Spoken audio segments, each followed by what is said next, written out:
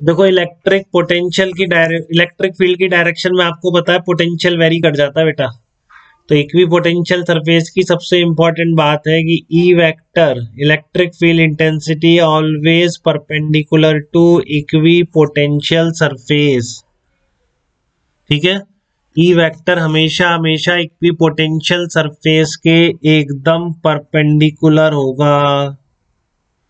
E vector will be perpendicular to equipotential surface. Equipotential समझ में आ रहा है कि पोटेंशियल तो सेम है ही, बट ये बहुत इंपॉर्टेंट चीज है, क्योंकि अगर इलेक्ट्रिक फील्ड का कंपोनेंट सरफेस के अलोंग आ गया तो जब भी इलेक्ट्रिक फील्ड की डायरेक्शन में चलेंगे तो पोटेंशियल चेंज होता है बेटा। डायरेक्शन में चलने पर ड्रॉप होता है, अपोजिट चलने पर बढ़ता है।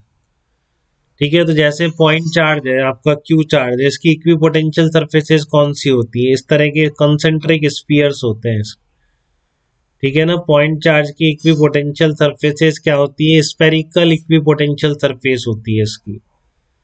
क्या होती है? स्फेरिकल इक्वी पोटेंशियल सरफेस होती है।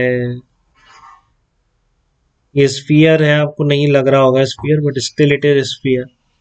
ठीक है, तो इसका डायरेक्शन क्या होती है? रेडियल होती है इसकी।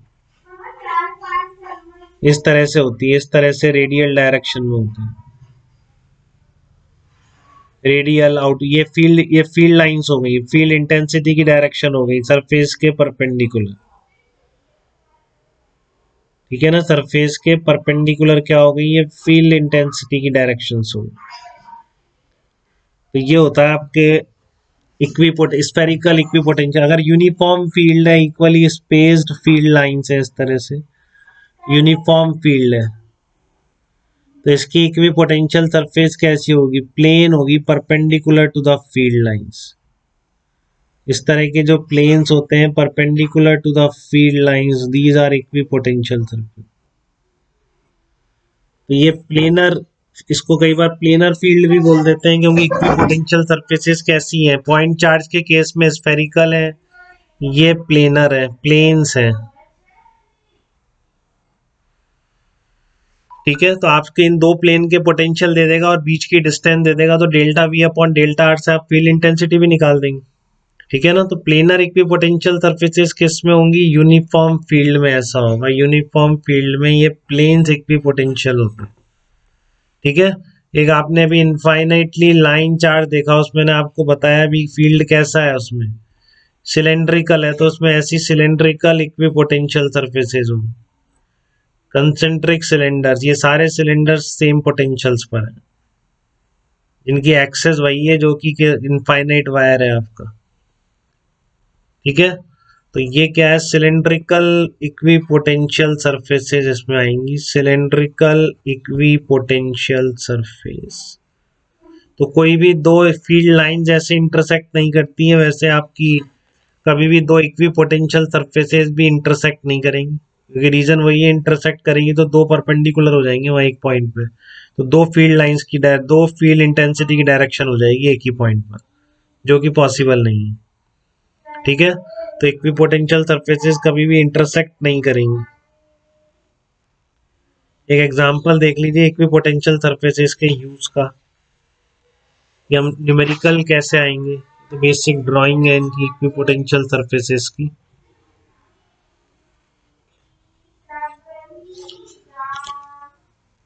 ये आपकी इक्विपोटेंशियल सरफेसेस ऐसे हैं, क्वेश्चन है एक आपका, देखो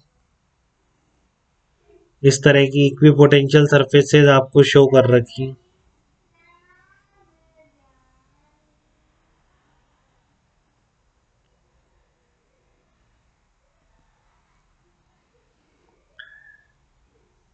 ये एंगल कितना दे रखा है आपको?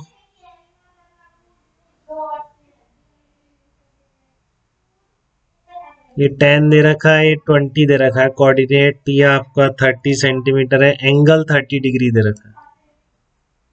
ठीक है, इनके पोटेंशियल लिखे हुए 10 वोल्ट, 20 वोल्ट, 30 वोल्ट, इस तरह के प्लेनर इक्वी पोटेंशियल सर्फेसेस दे रखी, प्लेन्स दिखा रखे हैं, तो आपको समझ में आना चाहिए यूनिफॉर्म फील्ड है। तो फाइंड आउट ई वेक्टर बताना है आपको। ठीक है, फाइंड आउट ई वेक्टर क्या होगा, फील्ड इंटेंसिटी के ई वेक्टर क्या होगा आपको बताना है इसमें। जबकि आपको इस तरह के इक्वी पोटेंशियल प्लेन दे रखे हैं, तो कैसे बताएंगे आप?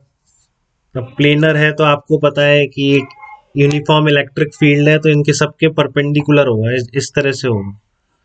लेकिन परपेंडिकुलर भी इक्विपोटेंशियल सरफेसेस के दो डायरेक्शन पॉसिबल हैं, ऐसे भी हो सकता है, ऐसे भी हो सकता है। तो वो कैसे डिसाइड करें कि इधर फील्ड होगा या ऊपर की तरफ होगा, ये कैसे डिसाइड करेंगे?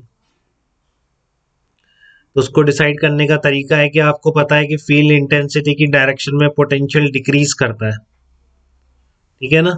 फील्ड इंटेंसिटी की डायरेक्शन में पोटेंशियल क्या होता है, डिक्रीज करता है। तो आपका पोटेंशियल इधर तो क्या कर रहा है, इंक्रीज कर रहा है, तो इसका मतलब अपोजिट डायरेक्शन में फील्ड होगा। मतलब इलेक्ट्रिक फील्ड कैसा है, इस तरह का है, इस डायरेक्शन में, इससे 90 डिग्री पर। तो बचा हुआ कितना हो गया, 60 हो गया। लो, ई वेक्टर की डायरेक्शन तो पता पड़ गई। अब मैग्नीट्यूड के लिए क्या करोगे, एक प्लेन्स है तो सीधा delta we upon delta R apply कर दो। इनके बीच की डिस्टेंस देख लो कितनी है। ये आपको 10-20 दे रखा है, ऐसे दे रखा है ना आपको, ये इस तरह से कोऑर्डिनेट दे रखे थे यहाँ पे, एक लाइन ये रही, एक लाइन ये रही। आपको दोनों के बीच की डिस्टेंस पता करनी है, परपेंडिकुलर डाल दिया। ये 10 था दे रखा था, ये 20 दे रखा था, और ये एंगल भी दे रखा था आपको 30, तो ये भी कितना है, 30 है। तो ये 10 है, तो ये बीच की डिस्टेंस देख लो डी कितनी आ गई। लिख सकते हैं क्या, डी को क्या लिख देंगे, ये 10 है, ये एंगल 30 है, तो सामने वाला कितना हो गया, 10 sin 30 हो गया क्या? तो कितना आ जाएगा, 5 सेंटीमीटर या फिर 0.05 मीटर।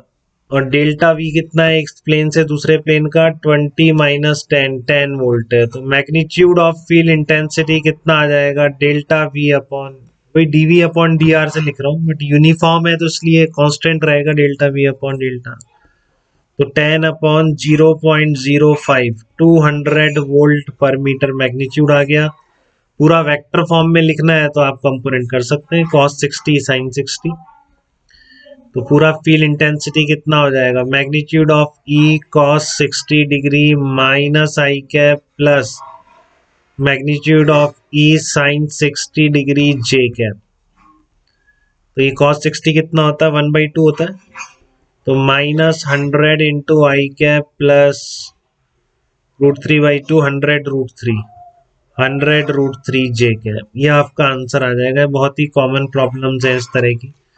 ऐसी आप इक्विपोटेंशियल सरफेस पर बेस प्रॉब्लम गलत मत करिएगा, बहुत चांस है आपको देखने को मिले, ठीक है।